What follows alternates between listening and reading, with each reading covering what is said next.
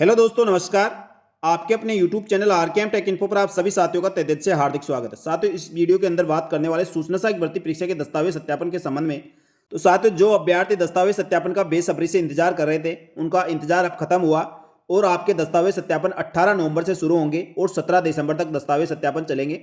इसके अंदर लगभग 6 टीमें बनाई गई है जो आपके दस्तावेज सत्यापन करेगी और दस्तावेज सत्यापन आपका सुबह 10 बजे से लेकर 1:30 बजे तक और 2:30 बजे से लेकर 6 बजे तक आपके दस्तावेज सत्यापन किए जाएंगे। इसके लिए सूचना प्रौद्योगिकी संचार विभाग द्वारा अति महत्वपूर्ण दिशा निर्देश और शपथ पत्र व घोषणा पत्र के नए प्रारूप जारी किए गए हैं और अब इसके अंदर स्पष्ट बता दिया है कौन से शपथ पत्र और घोषणा पत्र आपको स्टाम्प पर बनवाने हैं, कौन से राजपत्र अधिकारी द्वारा सत्यापित करवाने हैं और कौन से सादा पेपर पर आपको बनवा कर लाने हैं। उन सब का विवरण दोस्तों इसमें दे दिया गया है और दिशा निर्देशों के साथ एक चेकलिस्ट दे दी गई है जिसके अनुसार और उसके क्रम में आपको दस्तावेज सत्यापन करवाने के लिए दस्तावेज जमा कर संलग्न कर उसके ऊपर अपने रोल नंबर लिखने, साथ ही उसके ऊपर पृष्ठ क्रमांक लिखने हैं। कितने आप पेज लगा रखें, एक नंबर से लेकर मान लो आपने 20 लगाए तो 1 से लेकर 20 तक आपके उसके ऊपर सीरियल नंबर डालने होंगे। साथ ही सभी को स्व प्रमाणित करना होगा, यानी आपके हस्ताक्षर सभी पे करना है और सेम हस्ताक्षर करना जैसा आप आवेदन फॉर्म के समय किया था। तो साथियों, सूचना प्रौद्योगिकी संचार विभाग द्वारा दस्तावेज सत्यापन हेतु कौन कौन से दिशा निर्देश जारी किए गए हैं, कौन से शपथ पत्र और घोषणा पत्र के नए प्रारूप जारी किए गए, वो इस प्रकार है। साथियों, राजस्थान सरकार सूचना प्रौद्योगिकी संचार विभाग द्वारा सूचना सहायक भर्ती परीक्षा 2023 के दस्तावेज सत्यापन में पात्रता की जांच हेतु उपस्थित होते समय अभ्यर्थी को निम्न बातों का विशेष ध्यान रखना है। यानी आपके लिए दिशा निर्देश जारी किए गए हैं, क्या क्या आपको दस्तावेज लेकर आना है और किन किन बातों का ध्यान रखना है। इसके अंदर दोस्तों सबसे पहले बताया गया है, दस्तावेज सत्यापन हेतु उपस्थित होने से पूर्व अभ्यर्थी आवेदकों के लिए जो आवश्यक दिशा निर्देश व सूचना सहायक भर्ती परीक्षा 2023 के लिए विज्ञापन संख्या 01/2023 16/1/2023 को ध्यानपूर्वक आपको अध्ययन कर लेना चाहिए। जैसा कि दोस्तों मैंने पहले बताया था, आप एक बार पूरे नोटिफिकेशन को देख ले, उसमें बहुत सारी चीजें लिखी हुई है। उसके अनुसार यदि आप अपने दस्तावेज तैयार करके ले जाओगे तो आपको किसी प्रकार की कोई दिक्कत नहीं होगी और बहुत सारे सवालों के जवाब आपको उस नोटिफिकेशन के अंदर मिल जाएगा। इसके बाद दोस्तों पात्रता की जांच और दस्तावेज सत्यापन के समय अभ्यर्थी विस्तृत आवेदन से निरीक्षा फार्म यानी स्क्रूटनी फॉर्म की प्रति आपको साथ लेकर जानी है। अभ्यर्थी अपनी शैक्षणिक योग्यता, आयु, जाति, मूल निवास, आचरण, विशेष योग्य जन, विवाह, खेल, राष्ट्रीयता, सेवारत होने संबंधित मूल प्रमाण पत्र यानी इसके ओरिजिनल प्रमाण पत्र आपके पास होने चाहिए। साथ ही दस्तावेज एवं स्वयं का पहचान पत्र आपको लेकर जाना है। जैसे दोस्तों मैंने पहले बताया था वही चीजें हैं। उसके बाद बात करते हैं, सभी अभ्यर्थियों के दस्तावेज सत्यापन हेतु उपस्थित होते समय अपने साथ कुछ निर्धारित शपथ पत्र एवं प्रारूप भरकर लेकर जाना है जो विभाग और बोर्ड की वेबसाइट पर उपलब्ध करा दिए गए हैं और इसके पीडीएफ मैंने दोस्तों आपको शेयर कर दी थी। जो जो शपथ पत्र और घोषणा पत्र आपको चाहिए उनके प्रारूप मैंने टेलीग्राम ग्रुप पर डाल दिया है, आप वहां से देख लिए होंगे। एवं अभ्यर्थी की व्यक्तिगत ईमेल पर भी आपको प्रेषित की जाएंगे, यानी ये जो फॉर्मेट है आपकी मेल आईडी पर भी भेजे जाएंगे, वहां से भी आप डाउनलोड कर सकते हैं। इन प्रपत्रों का शब्दांश टाइप करवा कर ही लाना है। उसकी भाषा शब्दों में किसी प्रकार का बदलाव न करें, केवल वे ही प्रपत्र नोटरी से सत्यापित करवाए जिस पर लिखा हुआ है कि इसे नोटरी से सत्यापित करवाना है। बाकी को आपको केवल सिंपल पेपर पर निकाल कर उसी पे केवल अपना डिटेल भरकर सिग्नेचर करना है, बाकी उनको नोटरी से सत्यापित नहीं करवाना है। किसी शपथ पत्र या घोषणा पत्र पर राजपत्र अधिकारी द्वारा सत्यापित करने के लिए बोला गया है तो उसको राजपत्र अधिकारी से आपको सत्यापित करवाना है। इसमें दोस्तों जो फॉर्मेट पहले अपन ने जो स्क्रूटनी फॉर्म में लगाए हैं उसमें इसमें कुछ थोड़ा बहुत बदलाव है और सूचना प्रौद्योगिकी संचार विभाग ने पहले आपके शपथ पत्र या घोषणा पत्र ऐसा कुछ जारी नहीं किया। उसके कारण अभ्यर्थियों ने जो राजस्थान कर्मचारी चयन बोर्ड की वेबसाइट से उपलब्ध प्रारूप या जो उनको मिला उसके आधार पर उन्होंने अपने शपथ पत्र और घोषणा पत्र बना लिए हैं। लेकिन दोस्तों इन्होंने कहा है कि शब्दांश शब्द टाइप कर लाए, यानी जैसा इन्होंने दिया है वैसा का वैसा टाइप करके लाना है। इसकी भाषा और शब्दों में आपको किसी प्रकार का बदलाव नहीं करना। इसका मतलब यही है, आपको नए यदि आपके शपथ पत्र उस भाषा से मैच करते हैं तो कोई दिक्कत नहीं है, नहीं तो आपको सूचना प्रौद्योगिकी संचार विभाग द्वारा जो उपलब्ध कराए गए प्रारूपों में आपको शपथ पत्र और घोषणा पत्र बनवाना पड़ेगा। अभ्यर्थी अपने साथ विस्तृत आवेदन पत्र, स्क्रूटनी फॉर्म, शैक्षणिक तकनीकी दस्तावेज, सभी प्रकार के प्रमाण पत्र की मूल प्रति आपको साथ लेकर आनी है और इन सभी मूल दस्तावेजों को एक प्रतिलिपि सेट जिसके प्रत्येक पृष्ठ पर रोल नंबर आपको अंकित करना है, पृष्ठ संख्या अंकित करनी है, स्व प्रमाणित कर यानी आपके उस पर सभी पेजों पर सिग्नेचर करने और नीचे दिनांक लिख देनी है और वेरिफिकेशन चेकलिस्ट में दिए गए क्रमानुसार संलग्न करना है। विभाग द्वारा प्रेषित समस्त प्रारूप व स्टाम्प पेपर पर बनने वाले समस्त शपथ पत्र मूल ही लगेंगे, यानी जो शपथ पत्र और जो फॉर्मेट दिए गए, प्रारूप दिए गए, वह आपके ओरिजिनल प्रति लगेगी, उसकी फोटोकॉपी नहीं लगेगी। इसके बाद शैक्षणिक दस्तावेजों में डिग्री, डिप्लोमो, अन्य कोर्सों के सभी अंक तालिकाएं आपके पास होनी चाहिए और इनके साथ संलग्न करना आवश्यक है। शैक्षणिक योग्यता के दस्तावेजों में आपको इस चीज का ध्यान रखना है, जैसे आपने 10वीं का अंक तालिका और प्रमाण पत्र एक साथ होनी चाहिए, उसके बाद 12वीं की अंक तालिका और उसका प्रमाण पत्र उसके साथ होना चाहिए। यदि किसी के अलग अलग है तो अलग अलग लगाना है, और एक ही है तो केवल अंक तालिका है, उसी में आपका प्रमाण पत्र है वो एक ही चल जाएगा। उसके बाद जब ग्रेजुएशन करते हैं तो उसके अलग अलग आपके सेमेस्टर होते हैं, तो जितने सेमेस्टर में आपने वह परीक्षा पास किए वह सभी सेमेस्टरों की अंक तालिकाएं उसके साथ एक साथ अटैच होनी चाहिए। उसके बाद यदि पोस्ट ग्रेजुएशन किया है तो उसकी भी अंक तालिकाएं और डिग्री एक साथ होनी चाहिए। इसके बाद बच्चों की सूचना, दहेज संबंधी घोषणा पत्र, सभी अभ्यर्थी जिसमें विवाहित, अविवाहित, विधवा, परित्यक्ता, यानी सभी को आपको भरना होगा। ऐसा नहीं कोई अभ्यर्थी छोड़ दे, चाहे कोई सा भी अभ्यर्थी हो जिन्होंने आवेदन किया और दस्तावेज सत्यापन करवाना है, चाहे वो विवाहित हो या अविवाहित, विधवा, परित्यक्ता, सभी को आपको भरना होगा। इसके बाद मेडिकल और पुलिस वेरिफिकेशन अभी नहीं करवाना है, जैसा मैंने पहले बता दिया था। पुलिस वेरिफिकेशन और मेडिकल आपका जब अंतिम फाइनल ज्वाइनिंग दी जाती है उन अभ्यर्थियों को करवाना होता है, सभी अभ्यर्थियों को अभी कुछ भी नहीं करवाना है। अभी सिर्फ आपको अटेस्टेशन फॉर्म भरकर लाना है। एक तो साथियों आपने स्क्रूटनी फॉर्म भरा था, उसके साथ अटेस्टेशन फॉर्म आपने अपलोड किया था, और एक जब स्क्रूटनी फॉर्म का प्रिंट आउट निकला है उसके साथ अटेस्टेशन फॉर्म निकला है, तो आपको दोनों लेकर जाना है। हो सके तो दोस्तों स्क्रूटनी फॉर्म के साथ जो अटेस्टेशन फॉर्म भरकर निकला है, प्रिंट आउट लिया है आपने, उस पर भी गजेटेड ऑफिसर के सिग्नेचर करवा लेना, क्योंकि आप जब ये दस्तावेज दोबारा बनवाओगे तो इसमें किसी न किसी राजपत्र अधिकारी के आप सिग्नेचर कराओगे, तो इस पर भी आप करवा लेना, ज़्यादा अच्छा रहेगा। जिन अभ्यर्थियों की 10वीं और 12वीं की अंक तालिकाएं एवं प्रमाण पत्र अलग अलग नहीं है, वो सिर्फ अंक तालिकाएं प्रस्तुत करें, जैसा मैंने बता दिया है। उसके बाद चरित्र प्रमाण पत्र 4 प्रिंट आउट लेकर जाना है। प्रत्येक सेट में कुल 2 लगेंगे, यानी दो सेट बनाओगे आप, 2 प्रतियों में आपके दस्तावेज जमा होंगे, उसके प्रत्येक सेट में 2 आपको चरित्र प्रमाण पत्र लगाने हैं। इसमें से 2 चरित्र प्रमाण पत्र एक राजपत्रित अधिकारी द्वारा और 2 किसी अन्य राजपत्रित अधिकारी द्वारा सत्यापित करवाना है। पहले दोस्तों अपने केवल 2 ही चरित्र प्रमाण पत्र बनाया था, और कई अभ्यर्थियों ने 4 भी बनवाए, क्योंकि मेरे पास बहुत सारे मैसेज आए थे। लेकिन अब जब गाइडलाइन जारी की गई है, इसके अंदर 4 आपके चरित्र प्रमाण पत्र मांगे जा रहे हैं, तो आप कोई दिक्कत नहीं है, 4 चरित्र प्रमाण पत्र बना ले, और ये ओरिजिनल लगेंगे, इस चीज़ का भी ध्यान रखना है। तो 2 पे एक राजपत्र अधिकारी का और दूसरे पे दूसरे राजपत्र अधिकारी का, इस प्रकार 2 सेट में आपको ये बनवाने, यानी 4 चरित्र प्रमाण पत्र बनवाने हैं। एक अन्य चरित्र प्रमाण पत्र और बनवाना होगा जो अंतिम शैक्षणिक संस्थान से प्राप्त करे और उसकी सब प्रमाणित प्रतिलिपि विभाग में जमा करावे और मूल प्रति अपने साथ अवश्य लाए। यानी दोस्तों जो चरित्र प्रमाण पत्र अंतिम शैक्षणिक योग्यता से आप बनवाए हैं, या यदि आपका पहले से भी बना हुआ है, चाहे 2 साल, 3 साल, 5 साल पुराना, तो आप उसको लगा सकते हैं। लेकिन दोस्तों इसमें ओरिजिनल प्रतिलिपि भी आपको साथ लेकर आने हैं। इसकी ओरिजिनल आपको नहीं देनी, केवल फोटोकॉपी आपको दोनों सेटों के साथ लगानी है, उसकी सब प्रमाणित करके ओरिजिनल प्रतिलिपि आपको नहीं देनी है। और लेकिन दोस्तों दस्तावेज सत्यापन के समय मूल दस्तावेजों के साथ इसकी मूल प्रतिलिपि आपको साथ लेकर आना होगा। इसके बाद दोस्तों यदि आप वर्तमान में किसी सरकारी या गैर सरकारी संस्थान में कार्यरत है, तो वहां से अनापत्ति प्रमाण पत्र आपको जरूर लेकर आना है। यदि किसी भी प्राइवेट या सरकारी नौकरी आप कर रहे हैं, तो वहां से अनापत्ति प्रमाण पत्र आपको उस विभाग से लेकर आना है या उस कंपनी से लेकर आना है जहां आप वर्तमान में कार्यरत हो। इसके बाद दोस्तों सूचना प्रौद्योगिकी संचार विभाग द्वारा सभी अभ्यर्थियों के दस्तावेज सत्यापन है, तो 18/11/2024 से 17/12/2024 तक निम्न स्थान पर आपका दस्तावेज सत्यापन होगा। जैसा कि साथियों पहले बताया था कि 18/11 से आपके दस्तावेज सत्यापन शुरू हो जाएंगे, तो वो 1 महीने तक आपके दस्तावेज सत्यापन चलने वाले हैं। यानी 18/11/2024 से लेकर 17/12/2024 तक आपके दस्तावेज सत्यापन होंगे। दस्तावेज सत्यापन आपका सूचना प्रौद्योगिकी और संचार विभाग के conference hall, ground floor, IT building, योजना भवन परिसर, तिलक मार्ग, सी स्कीम, जयपुर में आपके दस्तावेज सत्यापन होंगे। यदि राजस्थान के आप कहीं के भी रहने वाले हो, दस्तावेज सत्यापन आपके समस्त अभ्यर्थियों के जयपुर ही होंगे, इस चीज़ का ध्यान रखें। और आपको दस्तावेज सत्यापन के संबंध में और कोई भी जानकारी चाहिए और कहीं पे भी डाउट हो, तो आपको जो कॉन्टैक्ट नंबर दिया गया है और ईमेल ID दी गई है, इस पे आप संपर्क कर सकते हैं। दस्तावेज सत्यापन के संबंध में और भी समय समय पर जो भी जानकारी मिलेगी वह सूचना प्रौद्योगिकी संचार विभाग के ऑफिशियल वेबसाइट पर मिलेगी, और इसकी सूचना हमारे यूट्यूब चैनल और टेलीग्राम ग्रुप पर भी आपको मिलती रहेगी। साथ ही दोस्तों अब इसके कौन कौन से फॉर्मेट है वो भी आप एक बार देख लें। सबसे पहले दोस्तों दस्तावेज सत्यापन के लिए चेकलिस्ट बनाई गई है वो इस प्रकार है।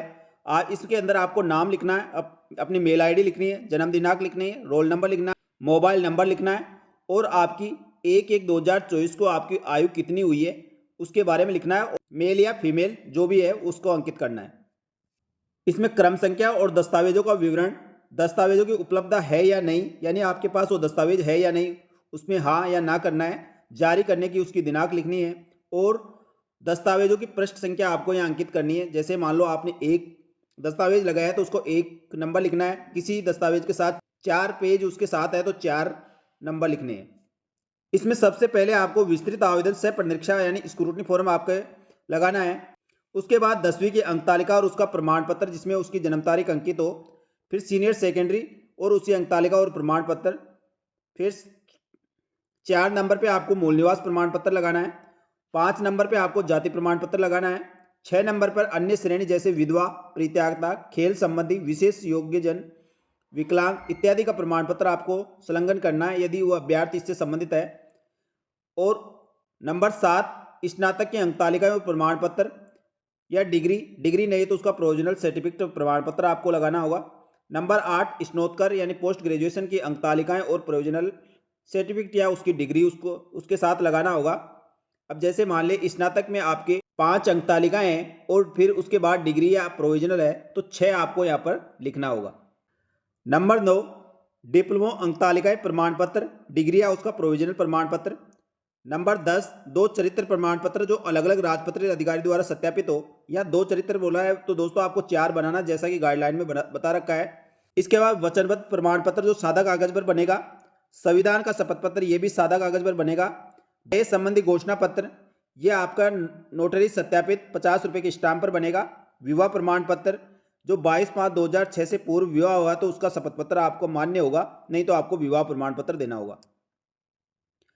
15 नंबर बच्चों से संबंधित घोषणा पत्र जो राजपत्रित अधिकारी द्वारा सत्यापित होगी, यानी इसको आपको स्टाम्प पर नहीं बनाना है।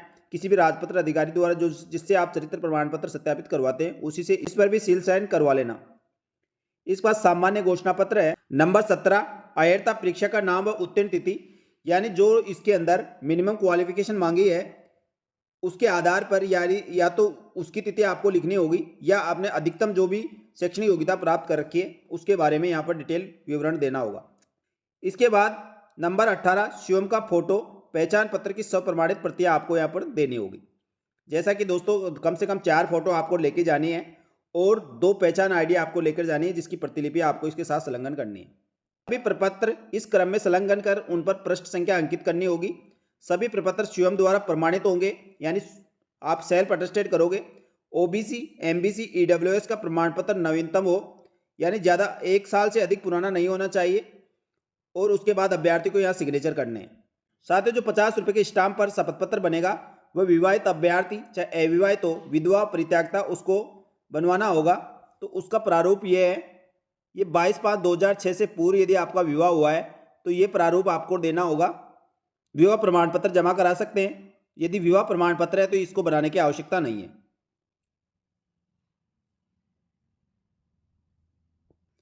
उसके बाद चरित्र प्रमाण पत्र। चरित्र प्रमाण पत्र दोस्तों इस प्रारूप में आपको बनाना है।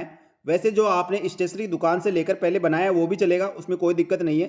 चरित्र प्रमाण पत्र में किसी प्रकार की कोई प्रॉब्लम नहीं होगी।